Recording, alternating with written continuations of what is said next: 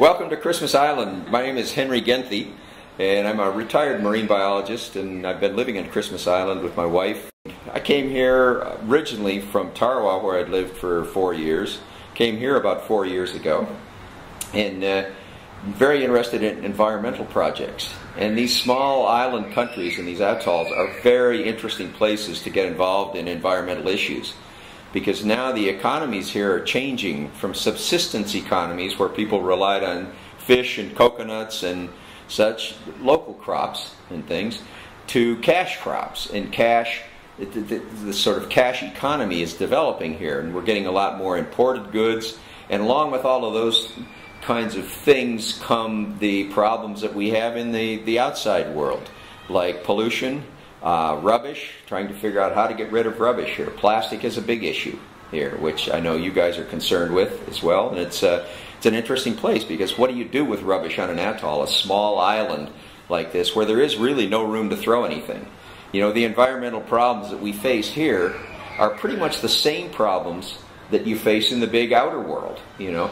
But this is kind of a microcosm, and the problems are in your face. You can't get away from them. You've got the ocean on one side, you've got the lagoon on the other side, and right in the middle you've got this often very dense population of humanity, particularly on Tarawa. One thing I like about Christmas Island is there aren't very many people here, and there aren't very many tourists, and it's still a pretty pristine island. There's still a lot of traditional dancing here, very, very warm and friendly people. It's a wonderful place, great spot. I hope you get a chance to visit us one of these days. You said that there were some impacts being felt already on the island. Yep.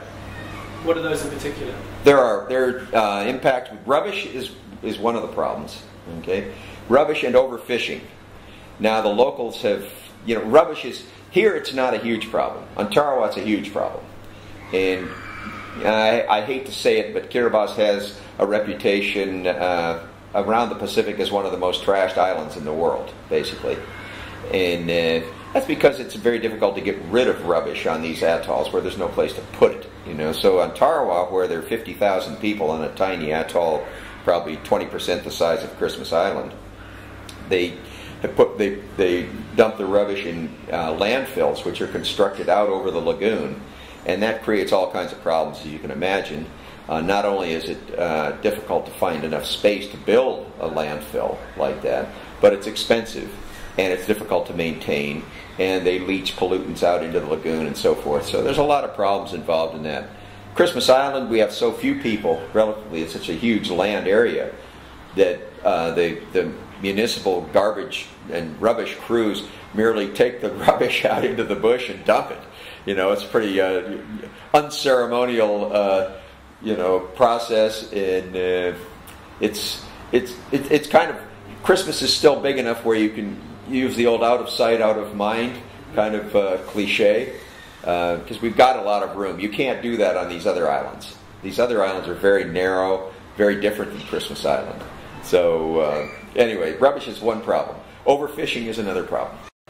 We worry about these tuna boats that are offshore here fishing around our local waters here, and whether they're having an impact on the yellowfin tuna that we rely on here for food. Some of the local anecdotal information, people seem to feel that these tuna boats are having an impact on the local tuna populations and so forth. So that's one of the other issues. In terms of air pollution, things like that, we've got some of the cleanest air and some of the cleanest water on the planet. I mean, it is just amazing. We're one of the most remote islands on the planet. You know, we're a long way from everywhere. We're 1,200 miles from Hawaii. We're 1,000 miles from Fiji, or from Tahiti. We're 2,500 miles from Fiji, I think it is. We're 3,200 miles from San Francisco. We're out in the middle of the Pacific. So we've got very, very clean air and very clean water. We want to keep it that way, you know. And fortunately, people are starting to think like that already here, which is very encouraging to see. You know, they want to nip the problems in the bud. Everybody knows what Tarawa's like. People like Tarawa because there are bars and there's parties and there's family and friends and so forth, you know. But when push comes to shove, they really like living in Christmas Island because it's clean. There aren't as many problems with alcoholism and some of the other urban problems that are really plaguing Tarawa. So it makes it a really nice place. So it's very popular with people here. The population's growing. The government's encouraging people, although they're not giving them much financial help, to come out here and settle to reduce the urban pressures on Tarawa. So right now we don't really have a lot of problems. There have been impacts, like I say, but they're not really that great just yet, you know, and we hope they won't be.